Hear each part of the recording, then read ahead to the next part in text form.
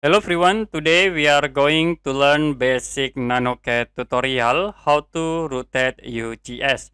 To rotate UCS, you can type UCS, press enter, and then specify for origin point. I will click in here.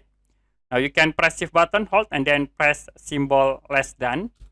After it, you can type for the angles. I will set into 20 degree, press enter, and enter again. So the UCS will be rotated into 20 degree.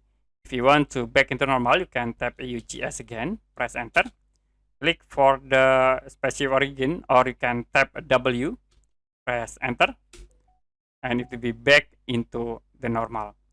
So to rotate again, you can tap UCS, press enter, specify for origin point. I will click in here.